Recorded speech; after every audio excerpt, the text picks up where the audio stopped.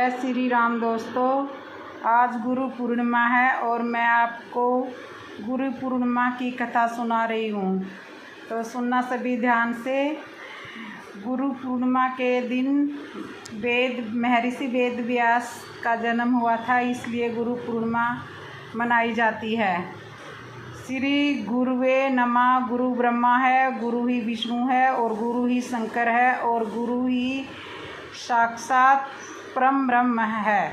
उन सद्गुरु को प्रणाम है। गुरु पूर्णिमा के दिन महर्षि वेद व्यास की पूजा करनी चाहिए। महर्षि वेद व्यास का जन्म आषाढ़ पूर्णिमा को लगभग 3000 ईस्वी पूर्व हुआ था। उनके सम्मान में ही हर वर्ष आषाढ़ शुद्ध पूर्णिमा को गुरु पूर्णिमा और व्यास पूर्णिमा का पर्व मनाया जाता है। वेद, उपनिषद और पुराणों का वर्णन करने वाले व्यास जी को समस्त मानव जाति का गुरु माना जाता है, इसलिए इस दिन को व्यास जी के चित्र का पूजन करना चाहिए और उनके द्वारा रचित ग्रंथों का अध्ययन करना चाहिए।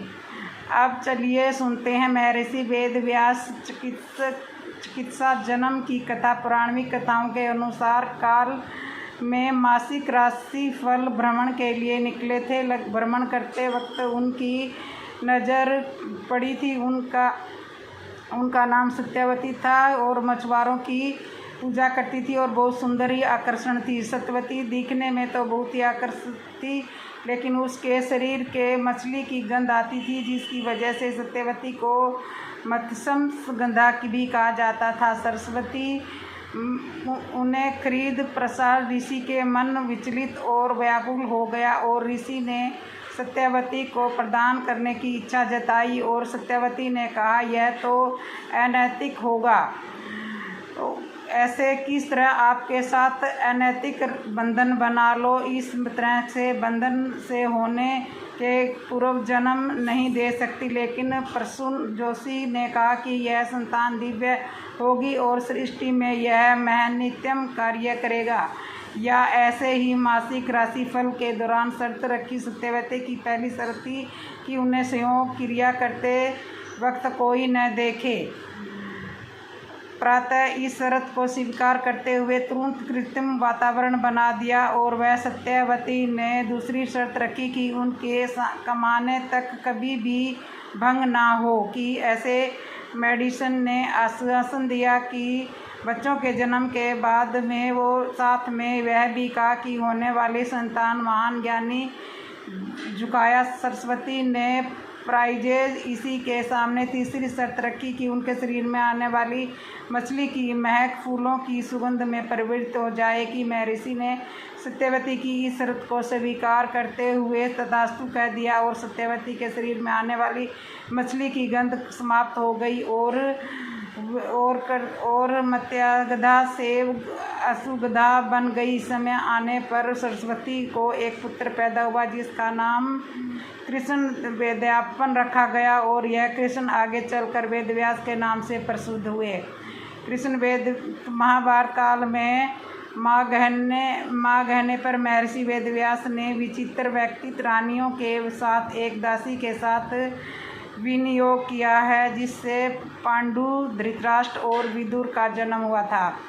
कि वेदों के विस्तार के कारण वे वेद व्यास के नाम से जाने जाते हैं। वेद व्यास के चारों वेदों के विस्तार के साथ साथ 18 महापुराणों तथा महासूत्रों का भी वर्णन किया गया है। कि महर्षि वेद व्यास महाभारत के रचयिता है, बल्कि उन घटनाओं के भी साक्षी रहे हैं जो घटित हुई है। अगर आप महर्षि वेद व्यास के जन्म की कथा अच्छी लगी हो तो कमेंट में जय गुरु पूर्णिमा की जय ज़रूर बोलना।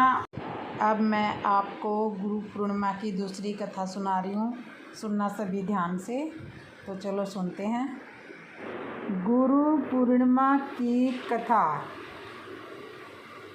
गुरु पूर्णिमा क्यों मनाते हैं? गुरु पूर्णिमा की कथा और मान्यता जानिए। गुरु पूर्णिमा इस साल 21 जुलाई को है, यानी कि आज है। गुरु पूर्णिमा पर महाभारत के रचयिता वेद व्यास जी का जन्म हुआ था। इस कारण से गुरु पूर्णिमा का पर्व मनाया जाता है। पूर्णिमा के दिन दान पुण्य और गुरुजनों को दान दक्षिणा देने का भी बहुत महत्व है। आइए जानते हैं गुरु पूर्णिमा की कथा क्या है। गुरु पूर्णिमा इस साल रविवार के दिन आई है। हिंदू पंचांग के अनुसार आषाढ़ शुक्ल पूर्णिमा के दिन गुरु पूर्णिमा का व्रत पर्व मनाया जाता है। गुरु पूर्णिमा का टाइम 20 जुलाई को 6 बजे से शुरू होगा और 21 जुलाई को 3:47 तक रहेगा। इस तिथि को सूर्योदय है वह तिथि मान्य होती है जी, इसलिए 21 जुलाई को ही गुरु पूर्णिमा का पर्व मनाया जाएगा। गुरु पूर्णिमा व्रत भी 21 तारीख को ही रखा जाएगा। गुरु पूर्णिमा पर दान पुण्य का बहुत महत्व है। आइए जानते हैं गुरु पूर्णिमा क्यों मनाते हैं और गुरु पूर्णिमा की क्या कथा है। गुरु पूर्णिमा मनाते हैं गुरु पूर्णिमा की कथा सुनिए। लगभग 3000 ईस्वी पूर्व पहले आषाढ़ शुक्ल पूर्णिमा के दिन महाभारत के रचयिता वेद व्यास का जन्म हुआ था।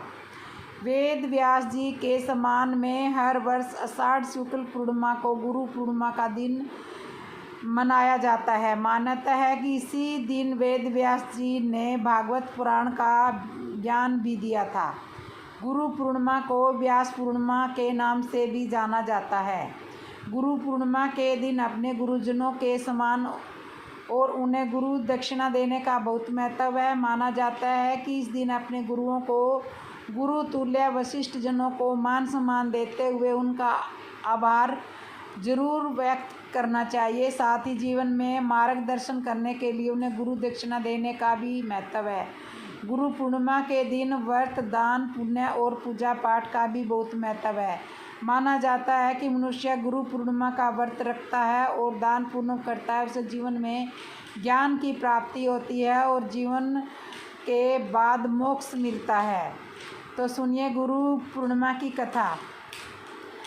आषाढ़ महीने की पूर्णमासी को महाभारत के रचयिता वेद व्यास का जन्म हुआ था। वेद व्यास के बचपन की बात, वेद व्यास ने अपने माता पिता से भगवान के दर्शन की इच्छा जाहिर की थी, लेकिन उनकी माता सत्यवती ने उन्हें इच्छा पूरी करने से मना कर दिया।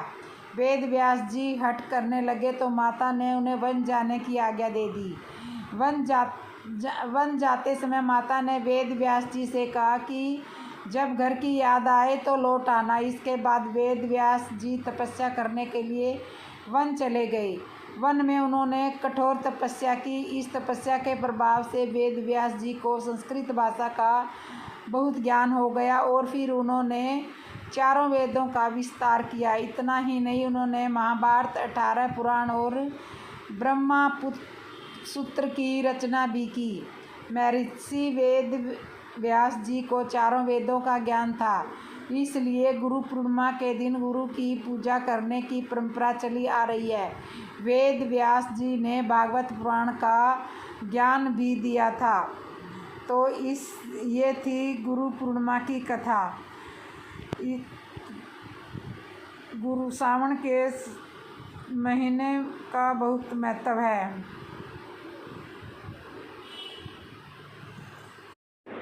गुरु पूर्णिमा की कथा। गुरु पूर्णिमा क्यों मनाते हैं, गुरु पूर्णिमा की कथा और मान्यता जाने। गुरु पूर्णिमा इस साल 21 जुलाई को है, यानी कि आज है। गुरु पूर्णिमा पर महाभारत के रचयिता वेद व्यास जी का जन्म हुआ था। इस कारण से गुरु पूर्णिमा का पर्व मनाया जाता है।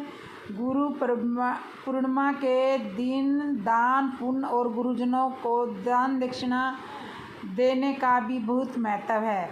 आइए जानते हैं गुरु पूर्णिमा की कथा क्या है। गुरु पूर्णिमा इस साल रविवार के दिन आई है। हिंदू पंचांग के अनुसार आषाढ़ शुक्ल पूर्णिमा के दिन गुरु पूर्णिमा का व्रत पर्व मनाया जाता है। गुरु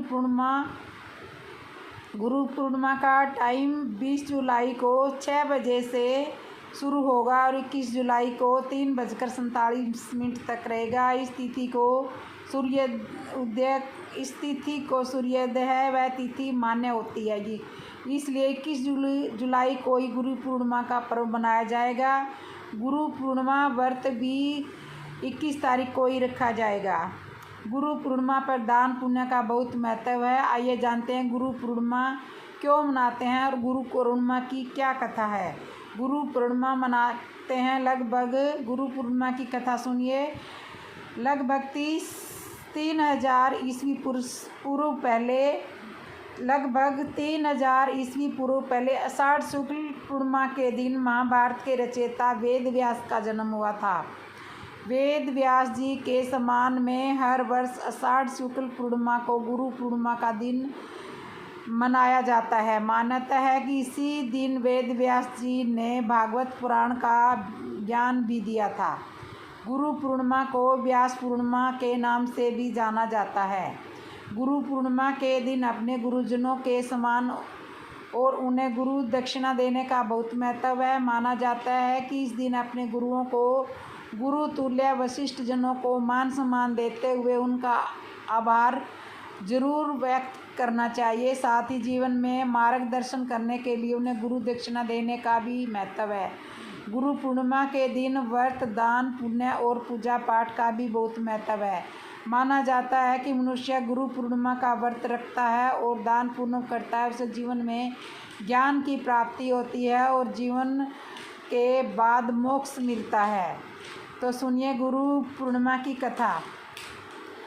आषाढ़ महीने की पूर्णमासी को महाभारत के रचयिता वेद व्यास का जन्म हुआ था। वेद व्यास के बचपन की बात। वेद व्यास ने अपने माता पिता से भगवान के दर्शन की इच्छा जाहिर की थी, लेकिन उनकी माता सत्यवती ने उन्हें इच्छा पूरी करने से मना कर दिया। वेद व्यास जी हठ करने लगे तो माता ने उन्हें वन जाने की आज्ञा दे दी।